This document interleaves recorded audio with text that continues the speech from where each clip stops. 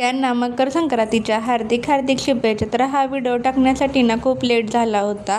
म्हटलं चला तर असू द्या, तुमच्यासाठी हा मोठा व्हिडिओ शूट केला होता मी मकर संक्रांतीच्या दिवशी.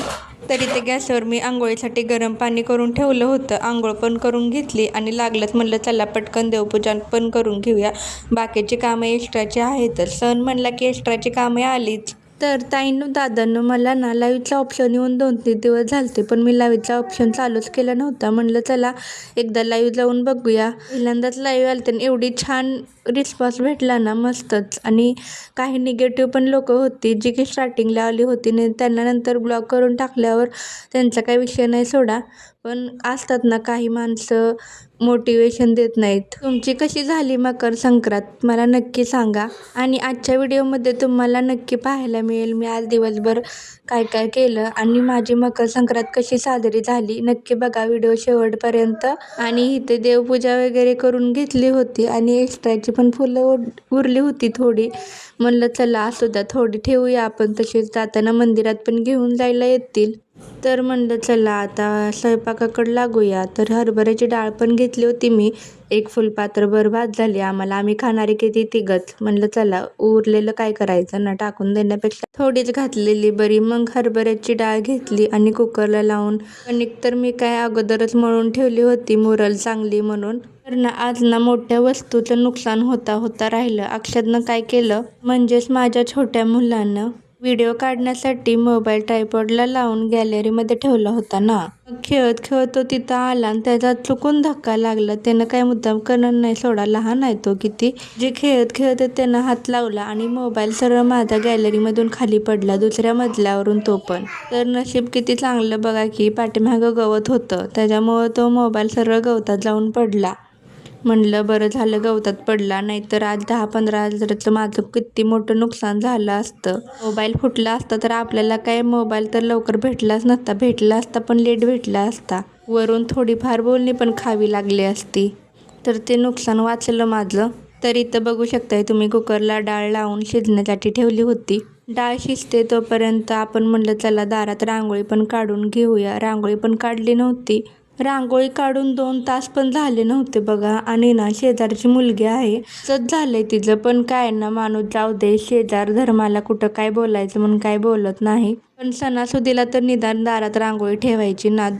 आमच्या प्रांजल एवढीच आहे 3-4 वर्षाची. तर दारात रांगोळी काढली की लगेच पुसून जायचं. म्हणजे दरवाजा लावला, अक्षत बाहेर जातो म्हणून मी दरवाजा लावते ना सारखा, दरवाजा लावला की रांगोळी पुसून जायचं. तर किती छोटी मी रांगोळी काढते, जास्त भरून पण नाही काढत, बाबा लहान लेकरात खेळतात म्हणून. म्हणलं आता आपण दारात रांगोळीच काढायची नाही. म्हणलं असू दे, म्हणलं आता लहान मुलांचं कार्यक्रम होतपर्यंत काढूया आणि परत नकोच काढायला. आणि इथं बघा आमच्या घरात असं कोळकुळ सारखं भरलेलं असतं.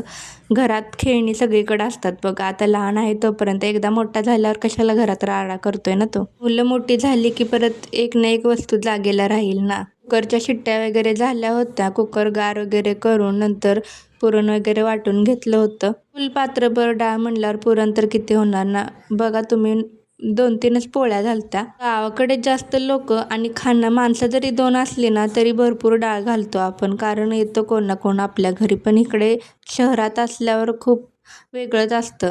पहिली माणसं खूप गोड खायची. आता ना पुरणपोळी म्हणले की जास्त कोण खातच नाही आणि जास्त कुणाच्या घरात बनवत पण नाहीत. बनवतात पण खूप कमी प्रमाणात बनवतात. तरी ते ना भात पण घातला होता शिजायला. तर येळवणी पण साईडला काढून घेतली होती, घट्ट झाली होती. म्हणलं चला त्याच्यात पाणी वतून आपण वाढवू शकतो आमटी. आणि आमटीसाठी कांदा, टमॅटो, लसूण वगैरे भाजायचं चालू होतं माझं. खोबरं नव्हतं, म्हणलं चला हे तर करूया आपण, हे तर टाकूया भाजीमध्ये. खोबरं पण हे तर 100 रुपयाला एक भेटतं बरं का. सगळा स्वयंपाक झाला. म्हणलं काय सारखा स्वयंपाक दाखवायचा. मग माझी साडी वगैरे घालून घेतली मी. म्हणलं चला आता आपला मेकअप करूया. जास्त का नाही, मुलांमुळं केलं मी, थोडासाच केला आहे. जमलाय का बघा मेकअप. मेकअप म्हणजे काय, आपली पावडर, साडी, गळ्यातलं टिकली वगैरे एवढंच. हा होता माझा फायनल लुक. तिथून पुढे आम्ही सगळं घेऊन साहित्य पिशवीतच घेतलं होतं मी. म्हणलं लांब जायचं, म्हणलं कुठं हातात नेऊ. प्रांजलला पण सोबत न्यायचं होतं. तर जे आहे वाहनाचं साहित्य, हळदी कुंकू वगैरे ते सगळं मी पिशवीतच घेतलं होतं छोट्या, आणि गेलो. तर बघा प्रांजलला पण असं रेडी केलं होतं मी. गुलाबाचं फूल लावलं होतं ना. आम्ही केसात घातलेला गजरा दिसतोय ना, तो 150 रुपयाला तेवढाच गजरा भेटलेला होता मला इथं. मंदिरात गेलो, मंदिर तर काय बंदच होतं, गणपतीचं तेवढं होतं. म्हटलं चला तिथंच करून घेऊया आपल्याला हळदी कुंकू वगैरे आपलं. तिथे व्हिडिओ थोडाफार शूट केला होता, तर तुम्ही बघू शकताय पुढं. तर कंटिन्यू करा, दिसेलच तुम्हाला.